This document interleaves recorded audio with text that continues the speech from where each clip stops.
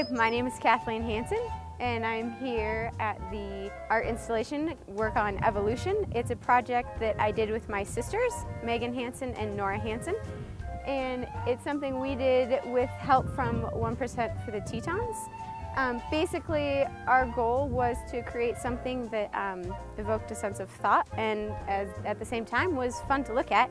And so we got permission from the Jackson Hole Land Trust, which owns this property, and then the Jackson Hole Community Pathways, which maintain this bike path. And so we worked with the two of them to come up with a project that was not going to be invasive to the land, the biking, and just something that would flow nicely with the traffic that they maintain. So we mapped out all of the 6 major mass extinctions that have happened, and as well as the one that we are currently in, according to some scientists.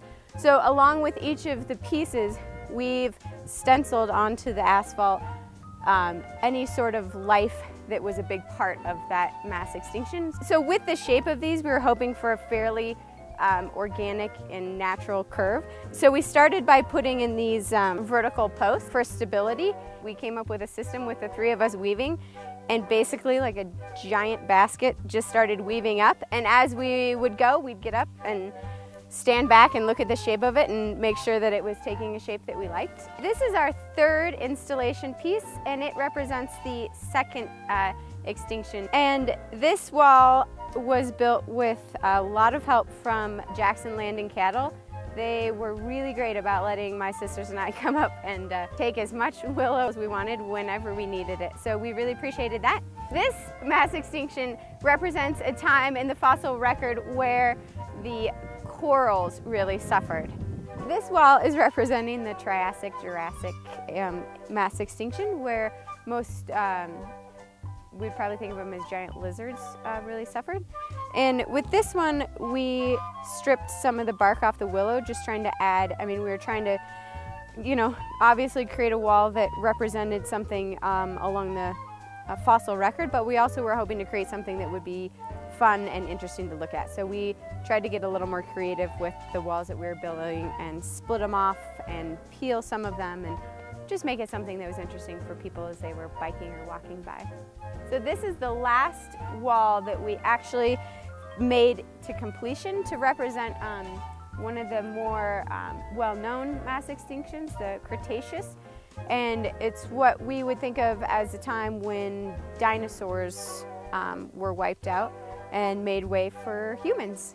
We are now at the point on the bike path where we're roughly 23 million years in the past. And here's where you will start to see evidence of grizzlies, gray wolves. We stamped concrete paws, and we actually had grizzly prints and wolf prints cast that we borrowed from the Great Bear Foundation in Missoula. They were really helpful with this project.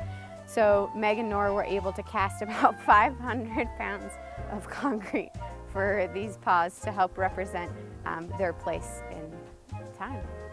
So we're standing here at the final installation.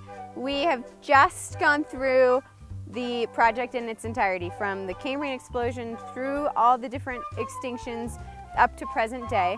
Our hope is really to involve the community in this as much as possible, especially kids, and we want that educational component. And so we're hoping that people will come out and take time. We've got posters at either end explaining the project, and if people have the time and they want to be more involved in the project, they can read the posters and go through and maybe learn a little bit. So thank you to everyone, and I hope people come out and enjoy it.